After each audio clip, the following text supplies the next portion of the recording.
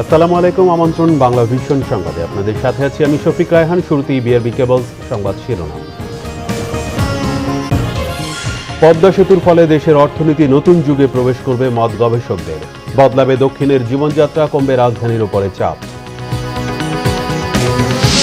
ঘন কুয়াশার সঙ্গে উত্তরে জেঁকে বসছে শীত, বিপাকে দরিদ্র ও ছিন্নমূল মানুষ। রাজধানীতেও বাড়ছে ঠান্ডাজনিত রোগ, করোনাকালে শিশুদের বাড়তি যত্নের পরামর্শ। বিএনপির পৃষ্ঠপোষকতায় সাম্প্রদায়িক গোষ্ঠী অবমাননা করেছে বঙ্গবন্ধুর ভাস্কর্যের, মন্তব্য কাদেরের। গণতন্ত্র প্রতিষ্ঠায় রাজপথে নামার আহ্বান মান্নার। এক সপ্তাহে চালের দাম কেজিতে বেড়েছে 4 থেকে 5 টাকা, স্বস্তি ফিরেছে শীতকালীন সবজিতে।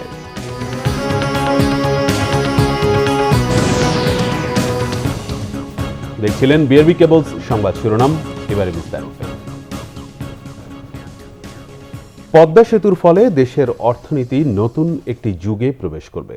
এটি চলাচলের জন্য খুলে দেওয়ার পর খুব দ্রুতই বদলে যাবে দক্ষিণের জীবনযাত্রা। পদ্মা সেতুর ভালো মন্দ বিশ্লেষণে এমন মন্তব্য অর্থনীতিবিদ ও গবেষকদের। তাদের মতে পদ্মা সেতু বদলে দেবে যোগাযোগ ব্যবস্থা, একই সঙ্গে ঢাকার উপর থেকে মানুষের চাপও কমে যাবে। বাস্তবে দৃশ্যমান পদ্মা সেতু। দেশের মানুষের টাকায় তৈরি হওয়া 6.15 কিলোমিটার দৈর্ঘ্যের এই সেতুটি নির্মাণে খরচ পড়েছে 30,000 কোটি টাকারও বেশি। সেতুর সুবিধা সরাসরি ভোগ করবে দক্ষিণ পশ্চিমাঞ্চলের প্রায় 21 জেলা। 2005 সালে জাইকার একটি সমীক্ষা বলছে সেতুটির কারণে দেশের জিডিপি বাড়বে 1.2%। পদ্মা সেতু প্রকল্প বাস্তবায়নের মধ্যে দিয়ে দেশের অর্থনীতি একটি নতুন যুগে প্রবেশ করতে যাচ্ছে এবং এতে করে দেশের দক্ষিণাঞ্চলের জেলাগুলোর সঙ্গে রাজধানীর একটি নিবিড় যোগাযোগ স্থাপিত হবে এবং দক্ষিণাঞ্চলের জেলাগুলোতে শিল্পায়ন, কর্মসংস্থান এবং অর্থনীতি আরও অনেক জায়গাতে একটা বড় রকমের গতি সঞ্চার হবে এবং এতে করে দেশের জিডিপিতে এটি একটি বড় অবদান রাখবে। পদ্মা সেতু মোংলা ও পায়রা বন্দর এবং বেনাপোল স্থল বন্দরের সাথে রাজধানী ও চট্টগ্রামের সাথে সরাসরি সড়ক যোগাযোগ স্থাপন করবে। এছাড়া দক্ষিণ পশ্চিমাঞ্চলের যোগাযোগ ব্যবস্থায় আমূল পরিবর্তন আনবে এই সেতু। সব মিলিয়ে আমরা এখানে অনেক কর্মযোগ্য দেখতে পাচ্ছি। তারপরে যখন রেল সেতুটা হবে, রেল লাইনটা যদি হয়, সেটা তখন আরেক ধরনের কার্যক্রম, আরো কস্ট অফ ডুইং বিজনেস আরো কমিয়ে দেবে এবং মানুষের কর্ম মানে সেখানে আরো অনেক কর্মযোগ্য সৃষ্টি হবে। সেটা তো অবশ্যই আমরা আশা করতেই পারি। এই সেতুকে ঘিরে দেশের অর্থনীতিতে গতি আনতে দীর্ঘমেয়াদী পরিকল্পনার পরামর্শ বিশেষজ্ঞদের। ঢাকা চট্টগ্রাম করিডোরে যে সুযোগ সুবিধাটা ছিল বা আছে, তার চাইতে হয়তো ভালো সুযোগ সুবিধা ওই দক্ষিণ পশ্চিম অঞ্চলে হয়ে যেতে পারে যদি আমাদের ইন্টারকানেক্টিভিটি, রোড নেটওয়ার্ক, রেল নেটওয়ার্ক, অর্থাৎ লজিস্টিক্যাল সাপোর্ট যেটাকে আমরা বলি, সেই সাথে নৌ পরিবহনের যে একটা নেটওয়ার্ক ডেভেলপ করতে পারে, সেগুলো যদি সমন্বিতভাবে করা যায়, তাহলে বন্দরের সাথে জলবন্দর এবং স্থলবন্দর এবং সমুদ্র বন্দর তিনটাকে আমরা কানেক্টিভিটির মাধ্যমে একটা বিশাল একটা অঞ্চল, অর্থনৈতিক অঞ্চল গড়ে তোলা সম্ভব। এটা যে আমাদের একটি সিগনেচার প্রজেক্ট, সেটি আমাদের মাথায় রাখতে হবে এবং পদ্মা সেতু আসলে আমাদের দেশের এবং অর্থনীতির জন্য একটি গর্ব এবং যে সমস্ত সমস্যাগুলো হয়েছে এবং ব্যয় নিয়ে যে সমস্ত কথাবার্তাগুলো এসেছে, তার চাইতে বড় বিষয় হবে যে এই প্রকল্প এখন সুষ্ঠুভাবে বাস্তবায়ন করে দেশের অর্থনীতিতে যাতে এটি একটা বড় অবদান রাখতে পারে, সেই জন্যই আমাদের চেষ্টা করতে হবে। স্বপ্নের এই সেতুর টোল নিয়ে মানুষের মধ্যে নানামুখী আলোচনা চলছে। টোল যাতে বোঝা হয়ে না ওঠে সে ব্যাপারে সতর্ক থাকার পরামর্শ বিশেষজ্ঞদের। রিশান নাসরুল্লাহ, বাংলা ভিশন, ঢাকা। শীতের প্রকোপ বেড়েছে উত্তরাঞ্চলে। কনকনে বাতাস আর তীব্র কুয়াশায় বেশ কষ্টে নিম্ন আয়ের মানুষ, পাশাপাশি অনেক জায়গায় বেড়েছে শীতজনিত রোগবালাই। কনকনে ঠান্ডায় বিপর্যস্ত নাটোরের জনজীবন। কয়েকদিনের শীতে এরই মধ্যে হাসপাতালে বাড়ছে শিশু রোগীর সংখ্যা। শীত নিবারণের জন্য গরম কাপড় কিনতে ব্যস্ত নিম্ন আয়ের মানুষ। গত কয়েকদিনের শৈত্যপ্রবাহে বেশ কাবু হয়ে পড়েছে জেলাবাসী। এদিকে ঘন কুয়াশা আর হিমেল হাওয়ায় কুড়িগ্রামের জনজীবনে নেমে এসেছে স্থবিরতা। ঘন কুয়াশা ঝড়ে টিপটিপ বৃষ্টির মতো। দুপুর পর্যন্ত দেখা মেলে না সূর্যের। প্রচণ্ড ঠান্ডায় চরম বিপাকে ছিন্নমূল খেটে খাওয়া দিনমজুর মানুষ। টানা কয়েকদিনের শৈত্যপ্রবাহ ও ঘন কুয়াশায় নাকাল হয়ে পড়েছে উত্তরের সীমান্তবর্তী লালমনিরহাটের স্বাভাবিক জীবনযাপন। বেশ কষ্টে আছে তিস্তা ও ধরলা নদীর চরাঞ্চলের বাসিন্দারা। সেখানে অধিকাংশ মানুষের নেই প্রয়োজনীয় শীতবস্ত্র। সরকারি ও বেসরকারি সাহায্য জুটলেও তা প্রয়োজনের তুলনায় খুবই কম। ঠান্ডার সাথে লড়াই করে জীবনযাপন করছেন চরবাসী।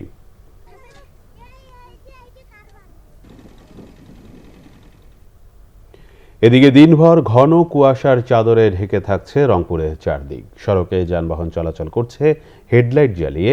শীতে দরিদ্র ও ছিন্নমূল মানুষ পড়েছে চরম বেকায়দায়। যদিও শীত দুর্যোগ মোকাবেলায় প্রস্তুতির কথা জানিয়েছে জেলা প্রশাসন। শাহ নেওয়াজ জনির ক্যামেরায় রংপুর থেকে জুয়েল আহমেদের রিপোর্ট।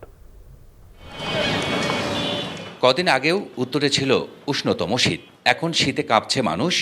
উত্তরের হিমশীতল বাতাস যেন শৈত্যপ্রবাহের মতোই ঠেকছে শরীরে।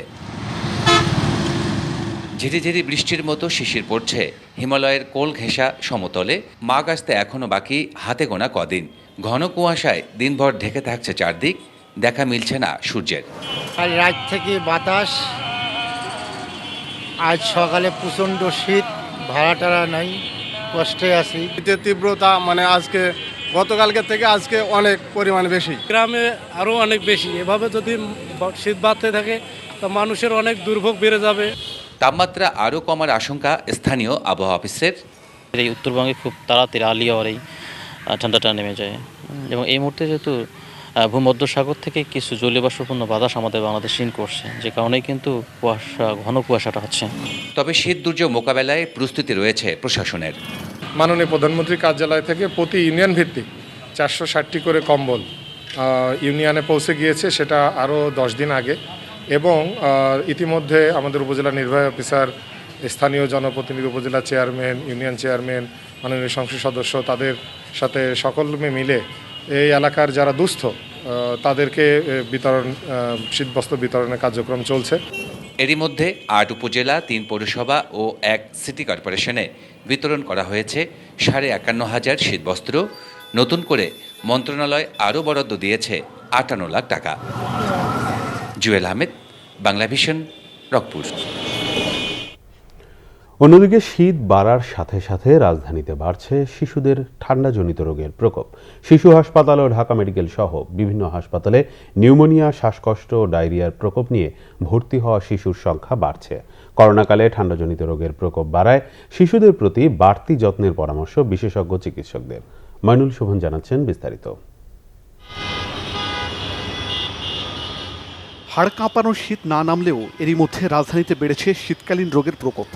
আক্রান্তদের মধ্যে শিশুদের সংখ্যাই বেশি। রাজধানীর শিশু হাসপাতালে গত 3 দিন ধরে নিউমোনিয়ায় আক্রান্ত হয়ে গড়ে 15 জন শিশু হাসপাতালে ভর্তি হচ্ছে, যেখানে গেল অক্টোবর ও নভেম্বরে প্রতিদিন নিউমোনিয়ায় আক্রান্ত শিশু ভর্তির গড় সংখ্যা ছিল এর অর্ধেকের মতো। ঠান্ডাজনিত অন্যান্য রোগ নিয়েও হাসপাতালে ভর্তিকৃত শিশুদের সংখ্যা বাড়ছে। গত 3 দিন ধরে প্রতিদিন গড়ে 300-এর বেশি শিশুকে হাসপাতালে আনা হচ্ছে। এর আগে এ সংখ্যা ছিল গড়ে 200। শিশুদের অসুখ বিসুখ বাড়ায় উদ্বিগ্ন অভিভাবকরা। ওর জ্বরটা 14 দিন আর কি, ওর জ্বরটা কাঁপুনি দিয়ে আসছে, এরকম জ্বর আর কখনো হয় নাই। এখন মোটামুটি আজ 3 দিন শুধু সকালে জ্বর আসে। আজকে 3 দিন ধরে ভর্তির পরে একই যাইতেছে বাথরুম, কিন্তু এখন কোনো হইতেছে না। তবে শীতের সময় আরও একটু বেশি, কারণ এই সময় নিউমোনিয়া, ডায়রিয়া, ব্রঙ্কিওলাইটিস এই পেশেন্টগুলো আমরা একটু বেশি পাই। ঢাকা মেডিকেলে ভর্তিকৃত শিশুদের মধ্যে 70% ঠান্ডাজনিত রোগ নিয়ে আসা। শিশুদের শীতজনিত রোগের প্রকোপ এমনিতেই বেশি। করোনা কাল হওয়ায় এক্ষেত্রে আরও বেশি সতর্ক হওয়ার পরামর্শ ঢাকা শিশু হাসপাতালের এই চিকিৎসকের। যেহেতু শীতকাল, এই শীতকালে ওই নিউমোনিয়া রোগীর সংকটটা একটু বেড়ে গেছে আমাদের এখানে। এছাড়াও দেখা যাচ্ছে শীতকালে বিভিন্ন রকমের শ্বাসকষ্ট বা অ্যাজমা আমরা বলি, ব্রঙ্কিওলাইটিস বলি, এই শ্বাসকষ্টের রোগীগুলো আসছে। সাথে সাথে আমরা অভিভাবকদের প্রতি অনুরোধ করব যে শিশুদের প্রতি এই সিজনটাতে বিশেষ করে যত্ন নেওয়ার জন্য, এবং সকাল থেকে সন্ধ্যা পর্যন্ত যে কুসুম গরম পানি আছে সেটা শিশুদেরকে ব্যবহার করতে হবে। শীতের সময় শিশুদের ধুলোবালির সংস্পর্শ মুক্ত রাখার পরামর্শ বিশেষজ্ঞ চিকিৎসকদের। মাইনুল শোভন, বাংলা ভিশন, ঢাকা। করোনায় দেশে একদিনে আরও 19 জনের মৃত্যু হয়েছে। মারা যাওয়া 19 জনের মাঝে 13 জন পুরুষ ও 6 জন নারী। এ নিয়ে দেশে করোনায় মারা গেলেন মোট 6,986 জন। শুক্রবার স্বাস্থ্য অধিদপ্তর জানায় 24 ঘন্টায় 16,323টি নমুনা পরীক্ষায় 1,884 জনের দেহে করোনা শনাক্ত হয়েছে। এ নিয়ে শনাক্তের সংখ্যা দাঁড়ালো 4,87,800 849 জনে। এই সময় এই ভাইরাস থেকে মুক্ত হয়েছেন 3,866 জন। এ নিয়ে মোট সুস্থ হলেন 4,14,318 জন। শনাক্তের হার 11.54, সুস্থতার হার 84.93 ও মৃত্যুর হার 1.43%।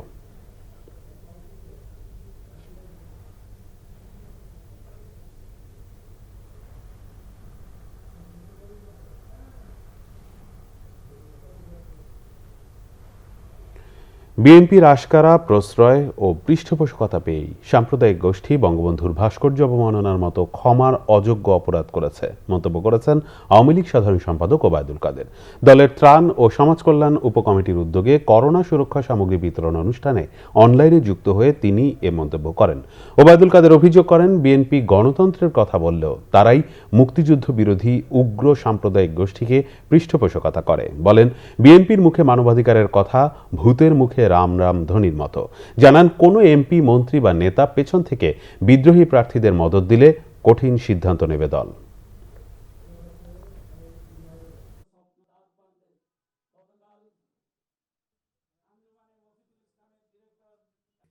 সেই জন্য সংবিধানে জেনারেল জিয়া তারাই ক্ষমতা টিকে থাকতে দেশ থেকে মুক্তিযুদ্ধের চেতনা মুছে দিতে ধর্মীয় উগ্রবাদের সৃষ্টি করেছিল, লালন পালন করেছিল যে বৃক্ষকে, সেটাই আজকে ডালপালা বিস্তার করেছে। বিচার তো করেইনি, তাদের আশকারা, প্রশ্রয়, পৃষ্ঠপোষকতা পেয়েই সাম্প্রদায়িক গোষ্ঠী আজ বঙ্গবন্ধুর ভাস্কর্যের অবমাননার মতো দুঃসাহস দেখাতে পারে। সেই জন্য সুষ্ঠু নির্বাচন ও গণতন্ত্র প্রতিষ্ঠার দাবিতে রাজপথে নামার আহ্বান জানিয়েছেন নাগরিক ঐক্যের আহ্বায়ক মাহমুদুর রহমান মান্না। বলেছেন, যত দেরি হবে ফ্যাসিবাদী সরকার আরও পাকাপোক্ত হবে।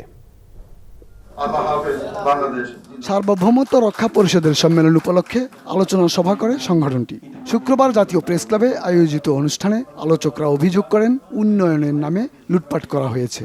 এই উন্নয়নের নামে তারা যে হাজার হাজার কোটি টাকা লোপাট করেছে, সেটির জবাব চাওয়ার এখন আমাদের সময় এসেছে। এটি জনগণের ট্যাক্সের টাকায় তৈরি করা হয়েছে এবং উচ্চ সুদের ঋণ নিয়ে আমরা এই সেতুটি তৈরি করেছি, যেটি ভবিষ্যতে আগামী কত বছর আমাদেরকে এটির ঋণ পরিশোধ করতে হবে তা আমাদের জানা নেই। অনুষ্ঠানে মাহমুদুর রহমান মান্না বলেন, সরকার মানুষের জীবনের সুরক্ষা দিতে পারেনি, শুধু ক্ষমতায় থাকার জন্য ভোটের অধিকার কেড়ে নিয়েছে। আজ আমাদেরকেও একটা সুষ্ঠু নির্বাচনের দাবিতে, গণতন্ত্রের পরিবেশ ফিরিয়ে দেওয়ার দাবিতে, এই সরকারের পদত্যাগের দাবিতে সেই রকম করে রাজপথে নামতে হবে। কিন্তু আপনারা খালি মাইকের সামনে বিপ্লব করে ফেলছেন, রাস্তার মধ্যে যাচ্ছেন না। এখন যত দেরি করবেন তত এই সরকার, এই ফ্যাসিবাদ পাকাপোক্ত হবে। এছাড়া বিজয় দিবস উপলক্ষে শিশু কিশোরদের মধ্যে বই বিতরণ করে জিয়া শিশু কিশোর মেলা কেন্দ্রীয় কমিটি।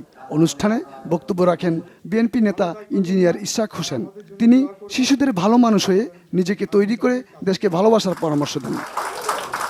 গেলমান শফি, বাংলা ভিশন, ঢাকা। দেশে ক্রমশ শীত জেঁকে বসলেও আবহাওয়া অফিস বলছে 15 তারিখের পর থেকে দেশ জুড়ে শৈত্যপ্রবাহের সম্ভাবনা রয়েছে। দর্শক, শীতের সন্ধ্যায় রাজধানীর পরিস্থিতি জানাতে কারওয়ান বাজার থেকে যোগ দিচ্ছেন আমাদের সহকর্মী শিহাব হোসেন। সরাসরি কথা বলছি তার সাথে। শিহাব, শীতের ব্যাপারে আবহাওয়া অফিসের নতুন কি তথ্য আছে আপনার কাছে, আর রাজধানীর জীবনযাত্রায় শীতের প্রভাব কেমন দেখছেন আপনি? রায়হান, আপনাকে ধন্যবাদ। আবহাওয়া অফিস যেটি জানিয়েছিল, আপনি যেমন বললেন যে চলতি মাসের 15 তারিখ থেকে তীব্র শৈত্যপ্রবাহ হওয়ার সম্ভাবনা রয়েছে।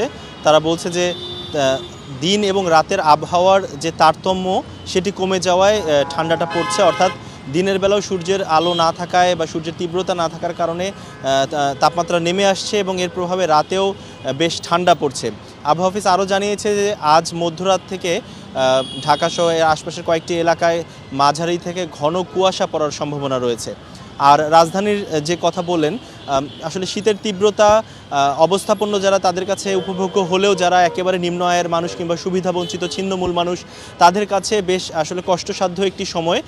আমরা কারণ বাজারের আশপাশের যেসব ছিন্নমূল মানুষ রয়েছে তাদের সঙ্গে কথা বলে যেটি জানতে পেরেছি যে তারা বেশ নাকাল অবস্থার মধ্যেই রয়েছেন এবং তারা বলছেন যে প্রতি বছর শীতের যে শীত বস্ত্রগুলো দেওয়া হয়ে থাকে বিভিন্ন সংগঠন সংস্থা রাজনৈতিক দল কিংবা ব্যক্তি পর্যায়ে যেসব শীত বস্ত্র দেওয়া হয়ে থাকে সেগুলো এখনও তারা তেমনভাবে পাননি, যার কারণে তাদের এই ভোগান্তিটা আরও কিছুটা বেড়েছে এবং তাদের জন্য দিনটা কোনোভাবে পার করা সম্ভব হলেও রাত তাদের জন্য বেশ কষ্টসাধ্য হয়ে পড়ে, বিশেষ করে যারা বয়স্ক রয়েছেন তাদের জন্য কিংবা যারা একেবারেই শিশু রয়েছেন, সদ্যজাত শিশু থেকে আমরা ছোট ছোট শিশু দেখেছি, তাদেরও বেশ কষ্ট হচ্ছে। তো তারা এই শীত বস্ত্রগুলো পাওয়ার আশা করছেন।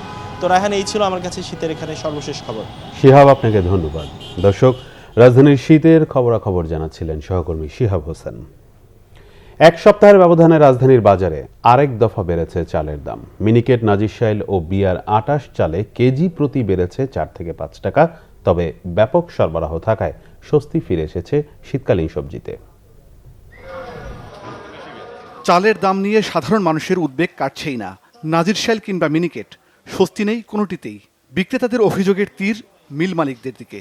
রশিদের মিনিকেট আমরা কিনছি আগে ৫৫ টাকা, এখন পাইকারি বাজারে কিন্তু আমাদের ৫৮ টাকা। এত একটা খরচ ৫৯ টাকা ৬০ টাকা আমাদের বিক্রি। বাড়ছে হলে মিনিকেট বেমালা বাড়া বাড়ছে, আপনার এক বিষয়ে বস্তায় ২০০ টাকা বাড়ছে। তবে বিপরীত চিত্র শীতকালীন শাকসবজিতে। রাজধানীর কারওয়ান বাজারে সবজির বাজার ঘুরে দেখা যায় আরেক দফা কমেছে সব ধরনের শাকসবজির দাম। কেজি প্রতি দাম ২০ থেকে ৩০ টাকার মধ্যেই। এখন ৩০ টাকা ২৫ টাকা ২০ টাকা বিক্রি হয়। মানে প্রত্যেকটা মাল আগের থেকে ৪% আর 1% 3% কমে গেছে। এখানে কপি বিক্রি হচ্ছে আগে ৫০ ৬০ ৪০ ছটা একদম ৪০, আর এখন বিক্রি কপি ২০ টাকা ১৫ টাকা। অন্য যে সময়টায় যেরকম দাম ছিল তার থেকে বেশ একটু কমই লাগে। রাজধানীর অন্যান্য বাজারেও শাকসবজির দামে একই চিত্র। মিঠা পানির মাছে ভরপুর রাজধানীর বাজার। এক সপ্তাহে মাছের দাম কমেছে আরও। বিক্রেতারা বলছেন অন্য যে কোনো সময়ের তুলনায় বর্তমানে বাজারে মাছের সরবরাহ অনেক বেশি। সন্তোষ মিলল ক্রেতাদের কণ্ঠেও। রিজনাল প্রাইজের মধ্যে আছে, কিন্তু মানুষ আমাদের যে করোনার কাল সেই সময় তো একটু অর্থনৈতিক সমস্যার কারণে হয়তো মানুষের ক্রয় ক্ষমতাটা আগের মতো নাই। আগে দেশি শিং বেচছি আমরা ৮০০ ৯০০, এখন বেচতেছি ৬০০ টাকা। শোল এই যে এখন বেচতেছি আমরা ৫০০ টাকা কেজি, ৪০০ টাকা কেজি। আবার আগের দাম ছিল মনে করেন ৬০০ ৭০০ টাকা কেজি। তবে স্থিতিশীল রয়েছে মাংসের বাজার। গরুর মাংস বাজার ভেদে ৫৪০ থেকে ৫৫০, আর ব্রয়লার মুরগির কেজি ১২৫ টাকা। রাজধানীর সবগুলো বাজারেই মাংসের দামের এ চিত্র। মাইনুল শোভন, বাংলা ভিশন, ঢাকা। পদ্মা সেতু দৃশ্যমান হওয়ায় আনন্দ মিছিল করেছে স্বেচ্ছাসেবক লীগ। পদ্মা সেতুর সর্বশেষ স্প্যান বসানোর কাজ শেষ হওয়ায় প্রধানমন্ত্রী শেখ হাসিনার প্রতি কৃতজ্ঞতা প্রকাশ করে সকালে রাজধানীর বঙ্গবন্ধু এভিনিউতে আনন্দ মিছিল করা হয়। মিছিলটি বঙ্গবন্ধু এভিনিউ আশপাশের এলাকা প্রদক্ষিণ করে আবার বঙ্গবন্ধু এভিনিউতে এসে শেষ হয়। স্বেচ্ছাসেবক লীগ সভাপতি নির্মল রঞ্জন গুহ বলেন, উন্নয়নের ধারা অব্যাহত রাখতে সব ষড়যন্ত্র মোকাবেলা করে অতীতের মতো ভবিষ্যতেও রাজপথে থাকবে স্বেচ্ছাসেবক লীগ। কোনো ষড়যন্ত্রই সফল হতে দেওয়া হবে না বলেও হুঁশিয়ারি জানান স্বেচ্ছাসেবক লীগ নেতারা।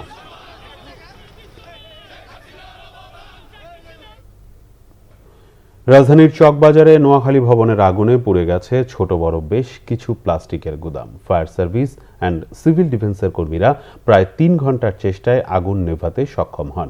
শুক্রবার রাত ৩:৩০টার দিকে ভবনটিতে আগুন লাগে। খবর পেয়ে ফায়ার সার্ভিসের ১৫টি ইউনিট আগুন নিয়ন্ত্রণে আনে।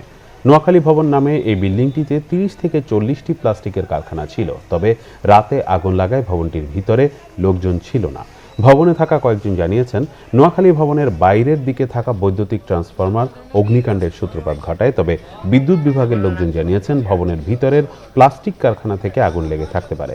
অগ্নিকাণ্ডে এখনও পর্যন্ত কোনো হতাহত বা ক্ষয়ক্ষতির পরিমাণ সম্পর্কে কিছু জানাতে পারেনি ফায়ার সার্ভিসের কর্মকর্তারা। পুনর্নির্মিত ক্যান্টনমেন্ট বোর্ডের আল্লাহ জামে মসজিদের উদ্বোধন করেছেন সেনাবাহিনী প্রধান জেনারেল আজিজ আহমদ।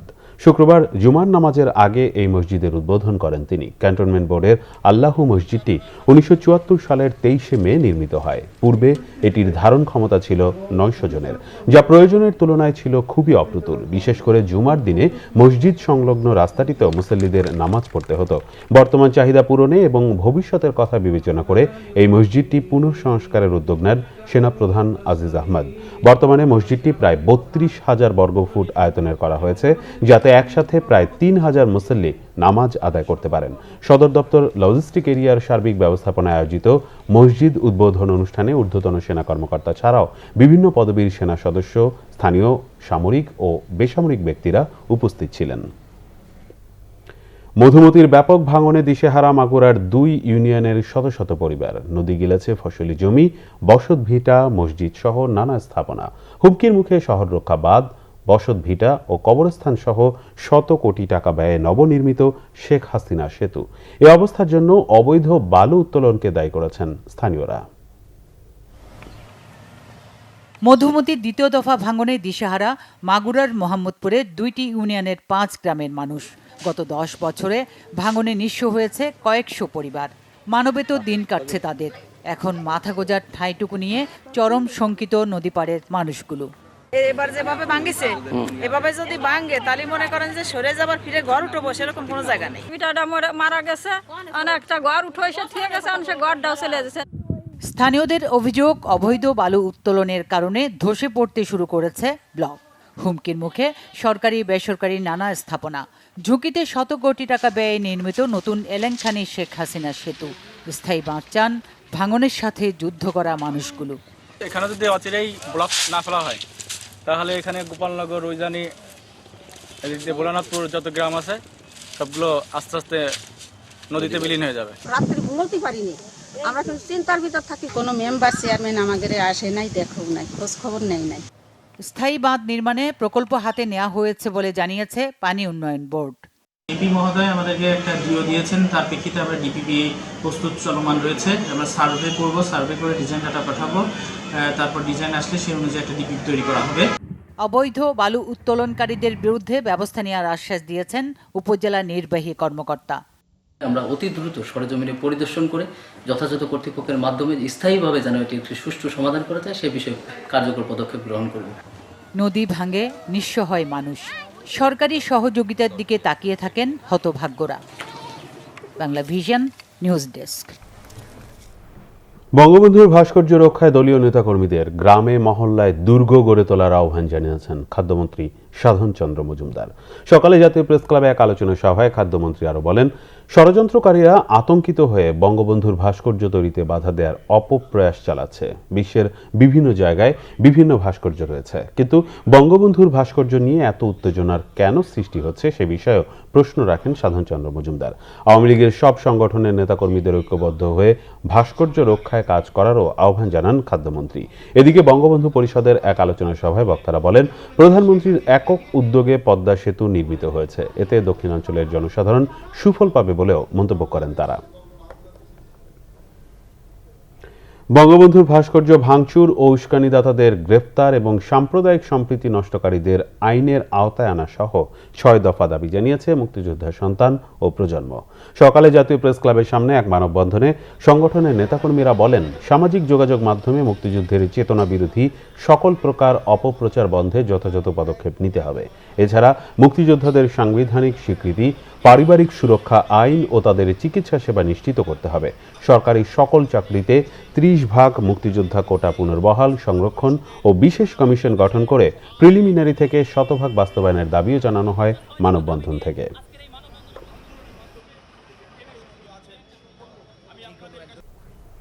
সংবাদ শেষ করব বিআরবি কেবলস শিরোনামগুলো আরেকবার। পদ্মা সেতুর ফলে দেশের অর্থনীতি নতুন যুগে প্রবেশ করবে মত গবেষকদের। বদলাবে দক্ষিণের জীবনযাত্রা, কমবে রাজধানীর উপরে চাপ। ঘন কুয়াশার সঙ্গে উত্তরে জেঁকে বসছে শীত, বিপাকে দরিদ্র ছিন্নমূল মানুষ। রাজধানীতেও বাড়ছে ঠান্ডাজনিত রোগ, করোনাকালে শিশুদের বাড়তি যত্নের পরামর্শ। বিএনপির পৃষ্ঠপোষকতায় সাম্প্রদায়িক গোষ্ঠী অবমাননা করেছে বঙ্গবন্ধুর ভাস্কর্যের, মন্তব্য কাদেরের। গণতন্ত্র প্রতিষ্ঠায় রাজপথে নামার আহ্বান মান্নার। এক সপ্তাহে চালের দাম কেজিতে বেড়েছে 4 থেকে 5 টাকা, স্বস্তি ফিরেছে শীতকালীন সবজিতে।